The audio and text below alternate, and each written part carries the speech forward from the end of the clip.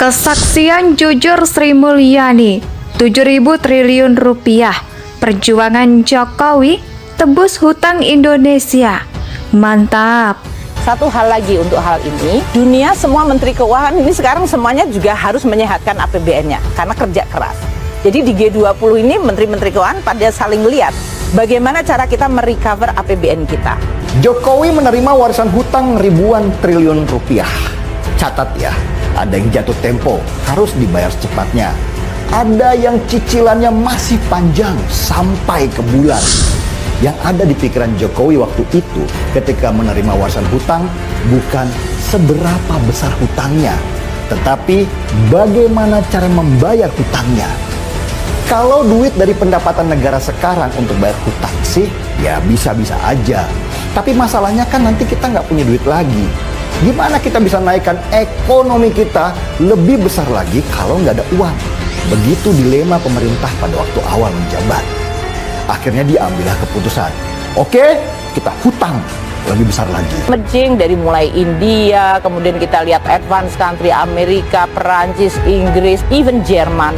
Itu semuanya sudah di atas 60, bahkan ada yang di atas 100%. Jadi kenapa kok mereka tetap bisa jalan ekonominya pulih? Ya karena memang APBN-nya dijadikan tools dan kemudian membuat ekonominya balik, ekonomi aktivitas muncul, maka kemudian mereka mendapatkan penerimaan.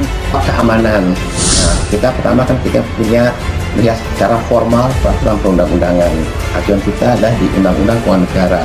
Itu disebutkan adalah batas hutang maksimal akumulasinya itu, stoknya itu adalah 60% dari PDB. Jadi disampaikan per akhir tahun 2021 posisi kita ada di 41% PDB.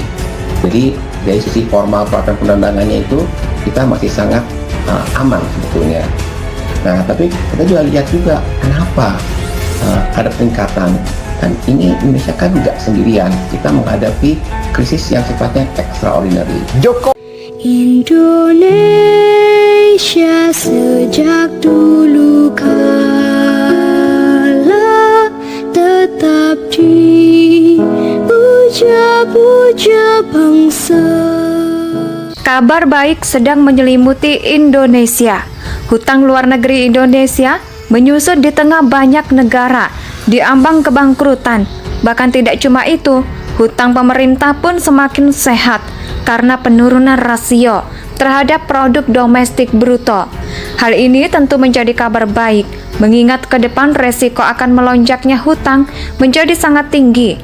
Rasio hutang terhadap PDB saat ini adalah 39% dengan nominal hutang mencapai 7.040,32 triliun rupiah dengan penerimaan yang kuat dari komoditi. Menurut Menteri Keuangan Sri Mulyani Indrawati, rasio hutang Indonesia terhadap PDB sebenarnya telah turun 13% dan masih tergolong aman.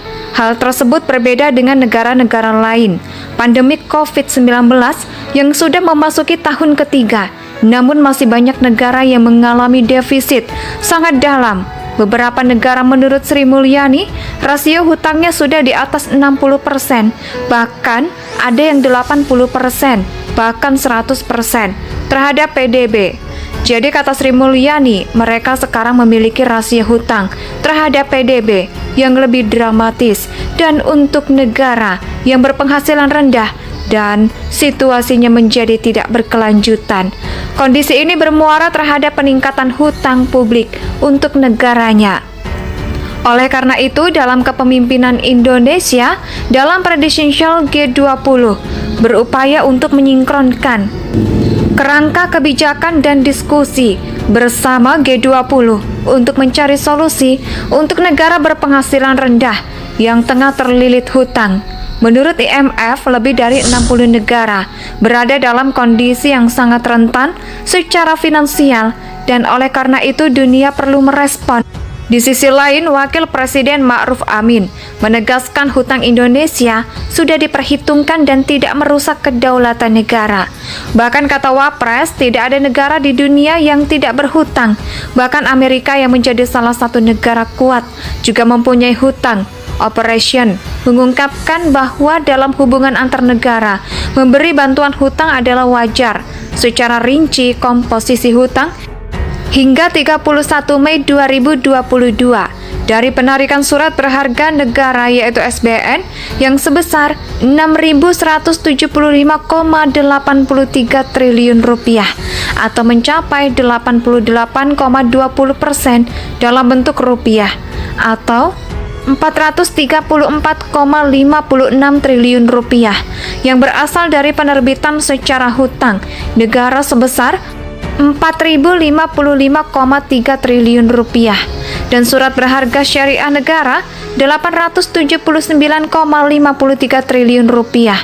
Selama itu kepemilikan SBN oleh investor asing terus menurun sejak tahun 2019 yang mencapai 38,57% hingga akhir tahun 2021 yang mencapai 19.000,5% dan per 7 Juni 2022 mencapai 16,74%. Adapun komposisi hutang dalam bentuk falas sebesar 1.241,27 triliun rupiah, terdiri dari surat hutang negara 967,67 triliun rupiah. Kementerian Keuangan mengklaim portofolio hutang dijaga agar terus optimal, sehingga peningkatan hutang pun telah diperhitungkan secara matang dan mendapatkan resiko dan biaya yang paling efisien dari segi jatuh tempo. Kemenko menyebut komposisi hutang pemerintah dikelola mempertimbangkan kemampuan bayar dan kapasitas fiskal. Menurut Bank Indonesia, struktur hutang luar negeri atau Indonesia tetap sehat didukung oleh penerapan prinsip kehati-hatian dalam pengelolaannya. Bank Indonesia dan pemerintah terus memperkuat koordinasi dalam pemantauan perkembangan UN dan didukung oleh penerapan prinsip kehati-hatian dalam pengelolaannya. Kabar baik sedang menyelimuti Indonesia. Hutang luar negeri Indonesia menyusut di tengah banyak negara diambang kebangkrutan. Bahkan tidak cuma itu, hutang pemerintah pun semakin sehat karena penurunan rasio terhadap produk domestik bruto. Hal ini tentu menjadi kabar baik, mengingat ke depan resiko akan melonjaknya hutang menjadi sangat tinggi. Rasio hutang terhadap PDB saat ini adalah 39% dengan nominal hutang mencapai 7.040,32 triliun rupiah dengan penerimaan yang kuat dari komoditi. Menurut Menteri Keuangan Sri Mulyani Indrawati, rasio hutang Indonesia terhadap PDB sebenarnya telah turun 13% dan masih tergolong aman. Hal tersebut berbeda dengan negara-negara lain. Pandemi COVID-19 yang sudah memasuki tahun ketiga, namun masih banyak negara yang mengalami defisit sangat dalam. Beberapa negara menurut Sri Mulyani, rasio hutangnya sudah di atas 60%, bahkan ada yang 80%, bahkan 100% terhadap PDB. Jadi kata Sri Mulyani, mereka sekarang memiliki rasio hutang terhadap PDB yang lebih dramatis dan untuk negara yang berpenghasilan rendah dan situasinya menjadi tidak berkelanjutan. Kondisi ini bermuara terhadap peningkatan hutang publik untuk negaranya. Oleh karena itu, dalam kepemimpinan Indonesia dalam presidensial G20 berupaya untuk menyinkronkan kerangka kebijakan dan diskusi bersama G20 untuk mencari solusi untuk negara berpenghasilan rendah yang tengah terlilit hutang. Menurut IMF, lebih dari 60 negara berada dalam kondisi yang sangat rentan secara finansial dan oleh karena itu dunia perlu merespon.